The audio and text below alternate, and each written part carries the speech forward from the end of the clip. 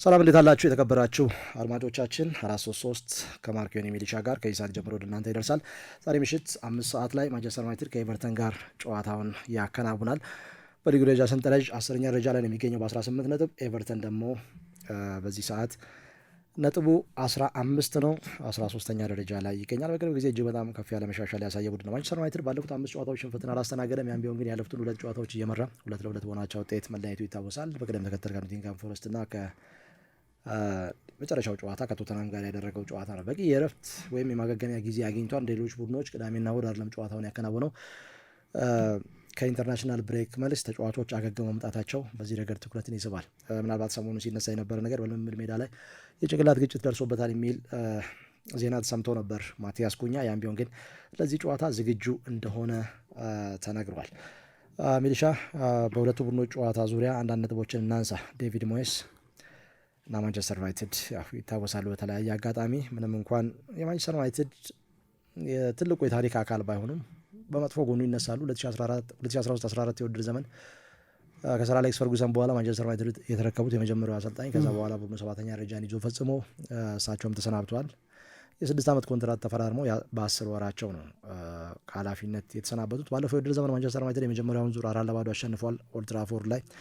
ጉዲሰን ፓርክ ላይ ግን እጅግ በጣም ተቸግሮ 2-2 በሆናቸው ውጤት ተለያይቷል። ከ2-0 መመራት ተነስቶ ይህ ጨዋታ ቀላል አይሆንም። ከፍ ባለ ኢንቴንሲቲ የተሞላ ነው። ጥሩ ሪከቨሪ ያደረጉ 2 ቡድኖች የሚያደርጉት ጨዋታ ነው። የበለጠ ኤቨርተን የሚስማማቸው አሰልጣኝ ይመስላሉ ዳቪድ ሞየስ።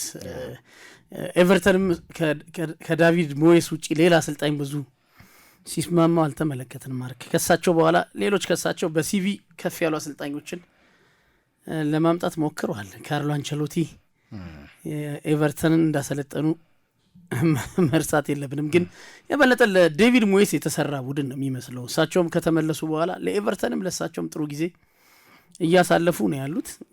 በየአመቱ የመውረድ ስጋት ውስጥ ሆኖ ስንመለከት የነበረ ቡድን ነው። ከእሳቸው መምጣት በኋላ ጥሩ መነቃቃት ተመልክተናል። ባለፈውም ሳምንት ከኢንተርናሽናል ብሬክ በፊት በነበረው ጨዋታ 2-0 በሆነ ውጤት ፉላምን አሸንፈው ነው ኢንተርናሽናል ብሬኩ የመጣው።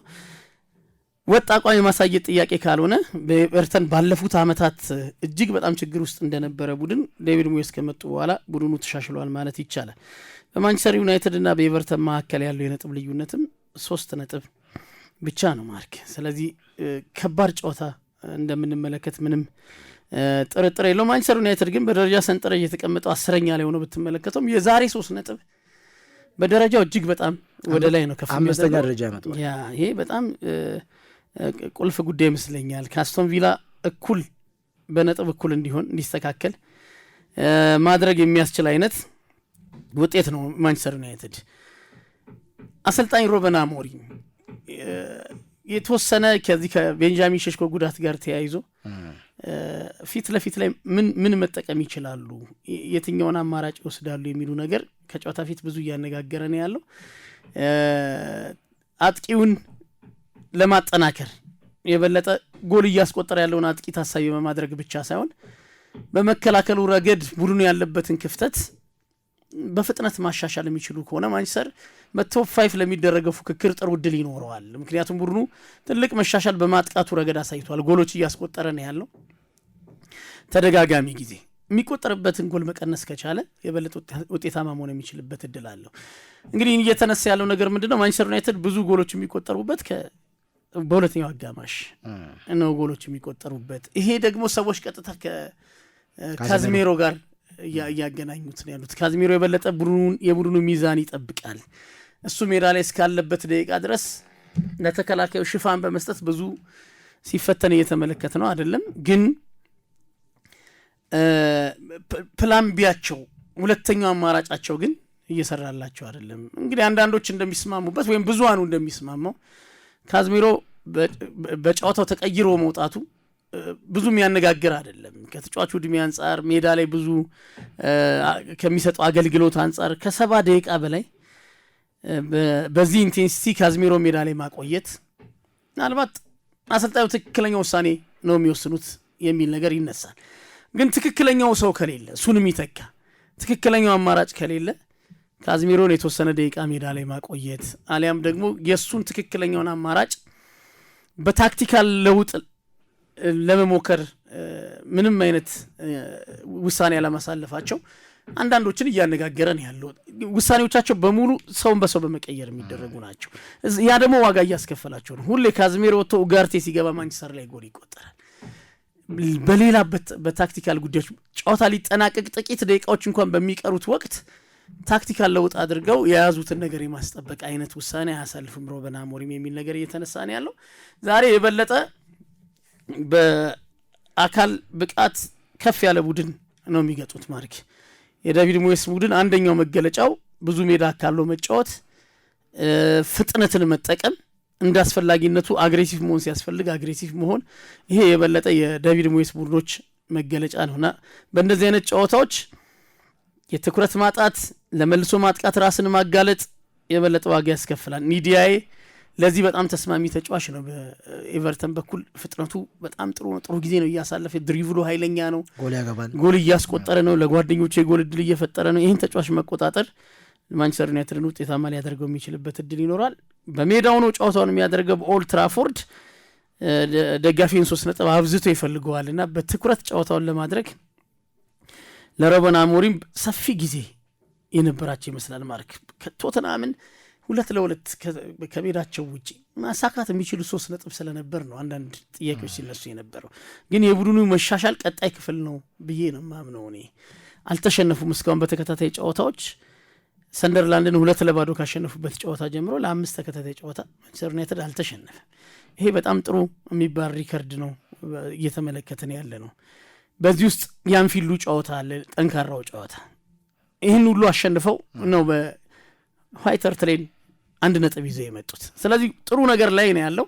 ይህንን ያለመሸነፍ ጉዞ ማስቀጠል፣ መከላከሉ ላይ የበለጠ ትኩረት ማድረግ አስፈላጊው ነገር ይመስለኛል ለማንቸስተር ዩናይትድ።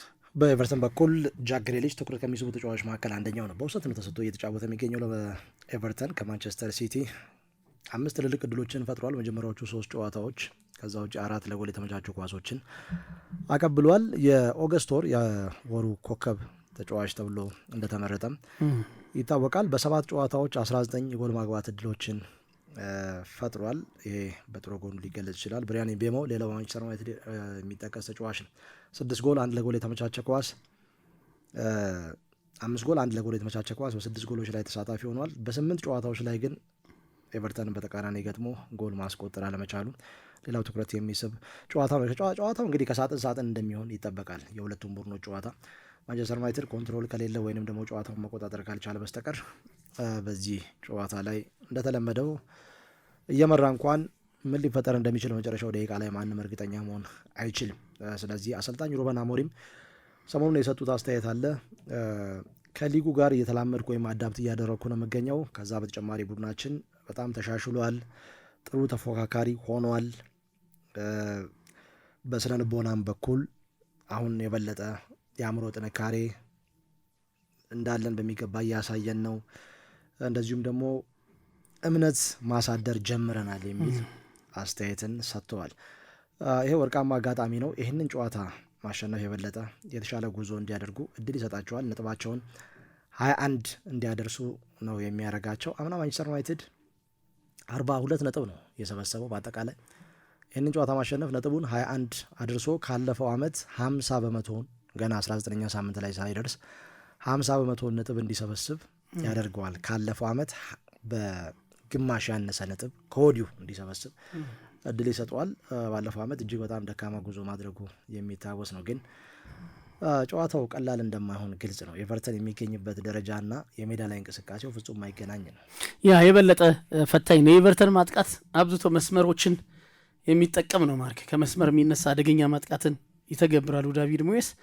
ማንቸስተር ዩናይትድ ዊንግ ባኮች ሁለቱን ሚዛን ያድርጎ ለመጫወት የሚፈተኑበት ጨዋታ ነው የሚል እምነት አለኝ። ዲያጎ ዳሎ፣ ሙሳር ማዝራዊ አይነት ተጫዋቾች፣ ዶርጉ፣ እነዚህ የትኛውን ተጫዋች እንደሚጠቀሙ የማፈራረቅ አይነት ሁኔታ እየተመለከተን ያለ ነው። ዊንግ ባኮቹ የበለጠ ለመከላከሉ ሽፋን መስጠት ይጠበቅባቸዋል። ቅድም ያነሳው በጣም ጥሩ አስተዋጽኦ እያደረገ ያለው ጃክ ግሪሊሽ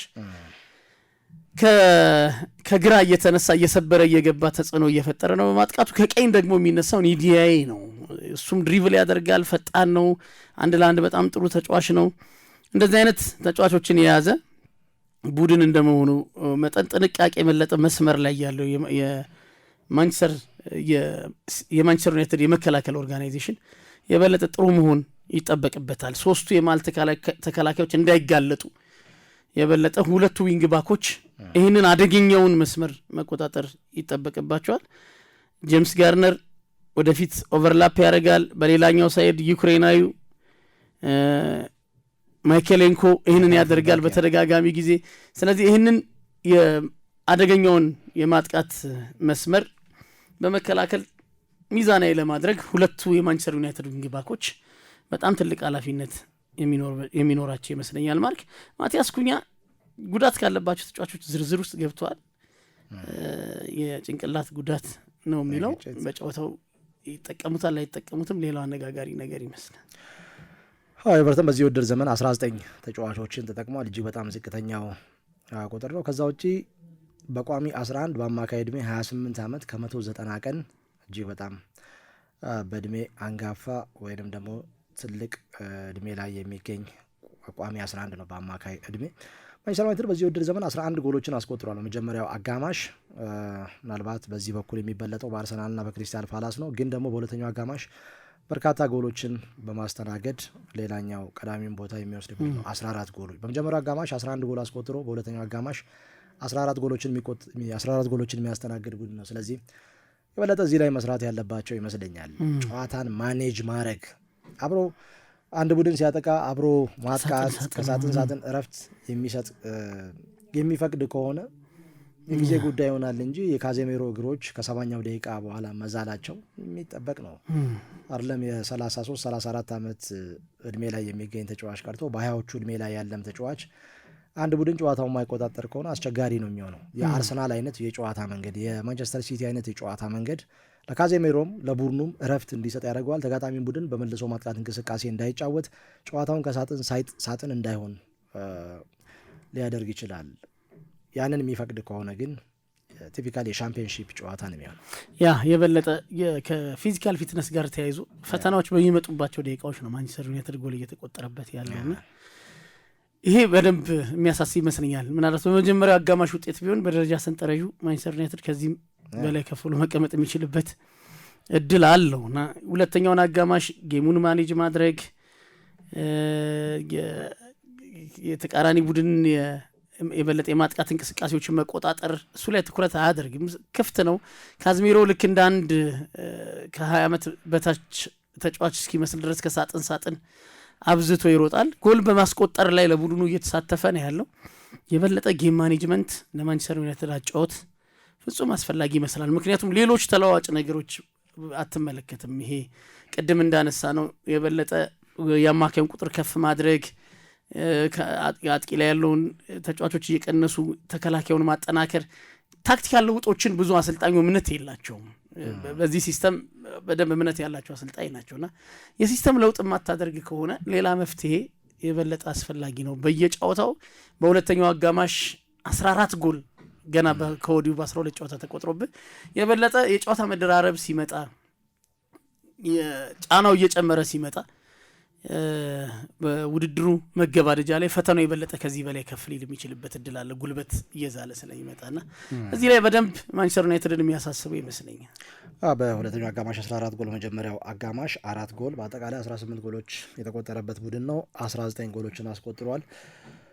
አንድ ንጹህ ጎል ነው ያለው ማንቸስተር ዩናይትድ። ይህንን ጨዋታ ማሸነፍ ወደ 5ኛ ደረጃ እንዲመጣ እድል ይሰጠዋል። ቀጣይ ተጋጣሚው ክሪስታል ፓላስ ነው። ይህንን ጨዋታ ማሸነፍ ክሪስታል ፓላስን ተክቶ 5ኛ ደረጃ ሊቀመጥ፣ ክሪስታል ፓላስ ደግሞ 6ኛ ደረጃ ላይ እንዲሆን እድል ይሰጠዋል። ዞሮ ዞሮ እንግዲህ ይህ ጨዋታ ከሳምንቱ ትልቅ ጨዋታዎች መካከል አንደኛው ነው ያለ ጥርጥር። በብዙ ታሪካዊ ትስስሮች የተቆራኘ ጨዋታ ነው። እናንተስ በዚህ ጨዋታ ዙሪያ ምን አስተያየት ሀሳብ አላችሁ? ማንቸስተር ዩናይትድን በተመለከተ እንደዚሁ ማጠቃላይ ስለ ጨዋታው ሀሳብ አስተያየት አድርሱን። ሰብስክራይብ አድርጎ የበለጠ ቤተሰባዊ ትስስርን አጠናክሩ። ስላዳመጣችሁን ከልብ እናመሰግናለን።